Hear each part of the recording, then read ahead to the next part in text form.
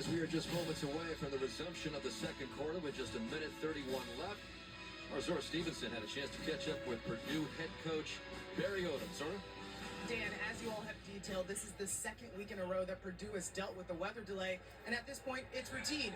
Food, film, stretching, player meetings. Head coach Barry Odom said the biggest thing on Welcome back to Notre Dame Stadium, and we're about to resume action in the second quarter, but unfortunately for the Bands, Notre Dame 66-7, as we mentioned. Notre Dame has now beaten Purdue 9 straight times. Now the stadium is kind of pretty packed, but I know earlier, just before the weather delay, there was the strip sack on CJ Carr, which set up this latest opportunity. So now this game is officially about to resume. All right, this is left off at 2nd and 10. So now the stadium is kind of pretty packed right now, but so as you can see, when we end the second quarter, then we'll go on to third quarter after this. But the Bands will not going to be able to perform on the field because of the weather delay. I'm so sorry for this. There's nothing no one can possibly do. And we're sorry to, And in all these situations, you start thinking about, okay, is it a running play here on third down to make it 4th and manageable? Now we're going to use our second time out of the game. And then they sell it for a field goal. Notre Dame just called a timeout to reset So here. we almost down to one more timeout left. He was a part of the NFL Jacksonville Jaguars staff before he got Reminder. back into college coaching. In fact, he spent 4 years in the NFL. And so he's back in a hot seat here. Al Golden, the defensive coordinator here, who did such a great job and had all those incredible stats racked up last year. Jason Ash is back in the college fire here, calling defensive signals for the first time in a while. Yeah, big shoes to fill. Al Golden, one of the best defensive coordinators in college football, now the defensive coordinator of the Cincinnati Bengals. So for Ash, you say, hey, we want to continue some of the great things that Al did, but I also want to put my own stamp on it. Big third down situation here. From the Notre Dame 14. Quick drop by Brown. Now he's in trouble. Pressure comes and down he goes. And down he goes. There was Rubio in there. And 4th down conversion or something like that. It will still going to be like this one. Yeah, and Purdue's call here by Purdue. They choose to throw it one more time, and this is Heinisch inside, just pushing the pocket. He and Gabe Rubio, as you say, they collapse it inside, and then they just go get the quarterback. Nice job getting him down and coming up with a sack. It's been an issue for Notre Dame so far this year. They haven't applied pressure on the quarterback. Coming up in a big situation there. Heinisch really showing up today. That's just the second sack of the season for Notre Dame, and that's been a big thing. Get some pressure on the quarterback and make things happen. So that's brings up 4th down and 9, and another field goal attempt here by Porath, who earlier in the ball game hit a career best 48. This is from 4th and 9. to make it 28. Now we're going to do a field goal attempt for Purdue. And Porath right through the middle. And it went right through. The Boilermakers to get on the board after the turnover. And the strip sack on Carr to get within 12 with still some time here for Notre Dame in this opening half. We touched on the drive for Notre Dame, scoring touchdowns on their first 4 drives. The only time they didn't have success was their last drive. They had gone into 2-minute mode. They got sacked on the first play. It was the sack fumble to do that field position right there that led to a field goal. No doubt Marcus Freeman's going to come right back and try to attack again in a 2-minute mode.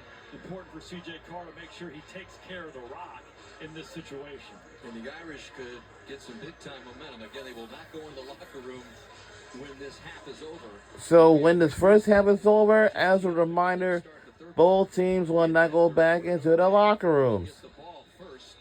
I wish they could have, but just a few moments ago, they did, but no. So after the second quarter ends, first half, then we'll start the second half straight away right after this. And this Indiana versus Houston's game should have been on at this time, but it will not. But our Notre Dame took Atlanta final. Oh, yeah, we did. Oh, my God. Oh! Hold on. This is not going to... It will not going to count at all. No. But touchdown would have, but hold on. There's a flag on the play first. Well, I don't think so. We might have tried it again. They traded him from Philly to Minnesota. All he does is score touchdowns. That's Jadarian Price. I think this one's coming back. Yeah, I don't think it's not a touchdown, but we'll see. If you're an Irish fan, you've seen it a lot.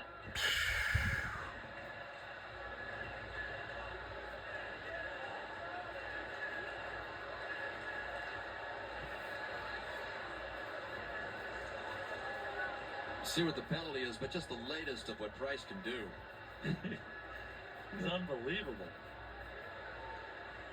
There is no foul on the play. And touchdown, it certainly is. Whoa! Touchdown, Notre Dame. Wow, 100-yard rush touchdown I've never seen. Whoa! Wow! From the 30, 20, 10, 5 touchdown. Wow! Wow! If you look at touchdowns per touches, I don't think anybody has more than this guy, Marty Biaggi, the special teams coach. Had a big punt block last week, big kickoff return today. Special teams making. And we put up a very comfortable lead. The Irish are going to have to maybe do something special, some quick outs. And it's an 18-point game. We've got a 100-yard kickoff return by Price to totally flip the 100-yard rush touchdown by Price. I've never seen anything like this before. And the PAT is good.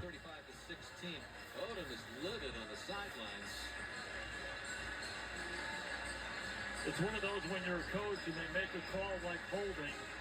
Like, what was the reason that they picked the flag up? That's what you're asking. Yeah. Are you kidding me? This is really... You're obviously not reviewing it, so the officials had a conversation. Yeah, I think so. I'd have a smile on my face, too. Yeah, I'm pretty sure the stadium was packed earlier. I mean, I don't know what's going on, honestly. 30 years. Oh, today, the University of Notre Dame is celebrating 50 years for the women's college sports here at the University of Notre Dame. That is great right there. It's going to be more defense. This is their 50th anniversary. In the next 10 years, it'll be 60, 70, 80, 90, and 100. Oh, 100, that's a big one. Let me tell you something. We're at the 1 minute mark, under a minute. But listen very closely. When we finish the second quarter, we will jump right into the third quarter in the second half. The ball coming out in the second half. We'll take a 3-minute break. I might. Ryan Brown's opportunity to get this ball moving. This Notre Dame defensive line will be fired up. They got a sack on the last drive. I anticipate Ryan trying to get the ball out of his hand quickly and get a little run after catch early on in this drive. We'll see. It's going to be. Look out! And it's a pretty good gain across the 35-yard line. 53 seconds left after a gain of 13. Like how Maccabee got north and south right after the catch right there. The clock is going to stop on the first down. I don't know what some of you may want to get. Got to be ready to roll. Here we go, 50 seconds left. You can either get from the pocket, and then he delivers, and Notre Dame's Drake Bowen delivers a huge hit. Clock continues to run here. You don't want to scramble too much. You don't want a 2-yard completion here. Oh, yeah. But they're letting too much time go off the clock right now. And it's the pass is complete. And for Purdue, Boilermakers, and but they will. So both teams will gonna stay out here on the sidelines. They're not going to the locker rooms. I know they kind of feeling bad for that. You don't want to move left, extend the play. And unfortunately, both teams will not go back into the Brown to come back and fit that seam in there. They clock the ball. Now you have one timeout with 18 seconds. It's field goal first. You want to move the ball a little bit closer. You'd like to get inside the 30-yard line to ensure the field goal. Make sure that happens. No negative plays here. And Brown avoids the negative play. Gets it out. Ball is caught at the 19-yard line. That's Corey Smith again, who took a big hit by Drake Bowen. That's a gain of 15. yeah, if I'm in a gain of 15. 1-2. He's controlling the ball. Ball moves a little bit. I think they'll get this ball snapped. Yep, ball at the 24-yard line, and The ruling on the previous play was a completion at the sideline. The play is under further review. going to take a look. Reg, what do you think? It appears that he has control with 2 feet down in bounds. What the replay official will have to decide is whether Notre Dame defender rips that ball as part of a secondary act by number 6. If they rule that he had control prior to going out of bounds, they could say this is a second act. But to me, I see this as a lack of control. This should be reversed to an incomplete pass, in my opinion. Interesting. Hey, Reg. Yes, sir, Coach. We're friends, right? Yes, sir. I say it's a catch. You like it as a catch? I say it's a secondary act. I like how you described it. He's pressing it against his leg, but I think it's secure enough, and I think it's the secondary act that jars the ball loose. We'll see. You know better than I do.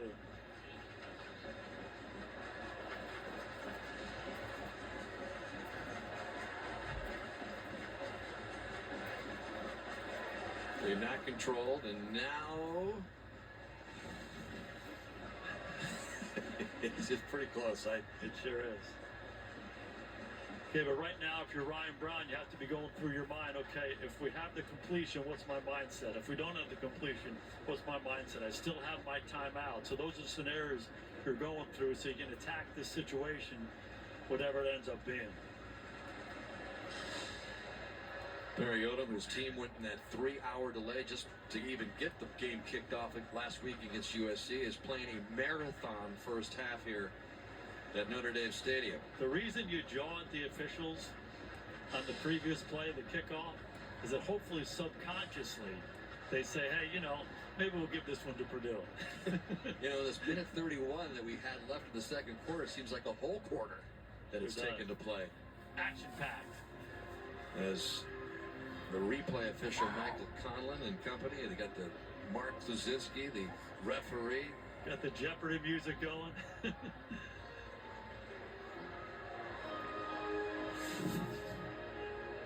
After review, the ruling on the field is upheld. It is a catch.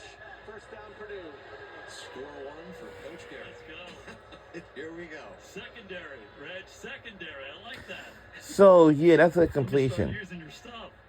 So the catch upheld by Corey Smith, and with 13 seconds left. Okay, now you're in field goal range. You have a timeout. Nothing backwards here. Maybe take a shot at the end zone. Field goal kicker wants you to get closer. Be ready to use the timeout and anything inside.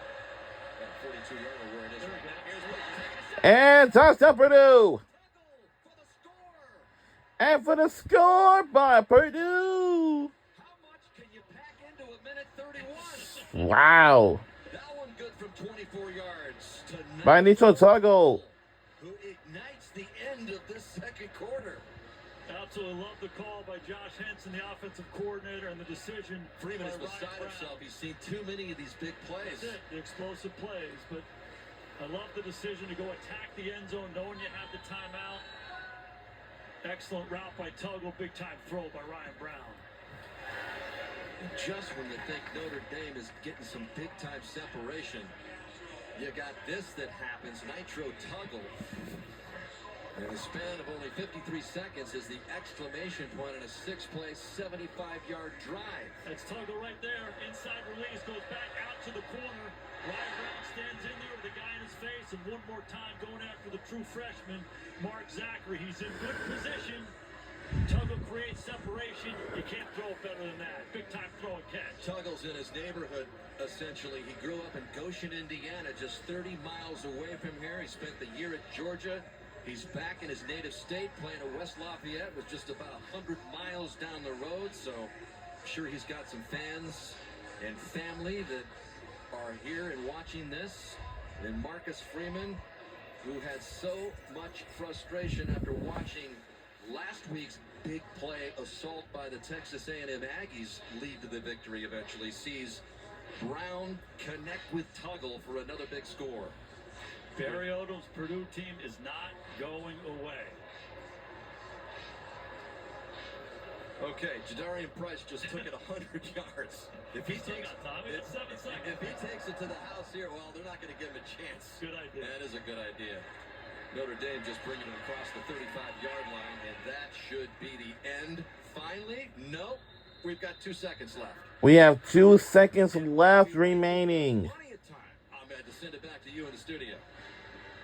We can eat up some time for you there, Dan. We got Auburn, Oklahoma, an update. Auburn up by 1 until John Mateer, 9-yard score, taking it himself. The 2-point conversion did fail, but it's a 5-point lead with about 2 minutes to go in that one.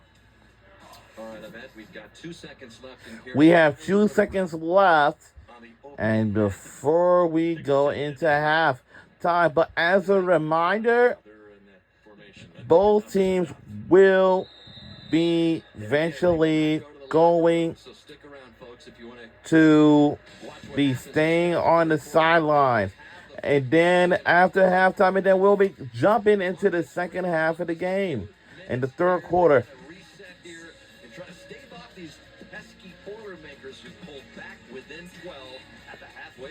And we'll see y'all back here on the other side in the second half of the third quarter.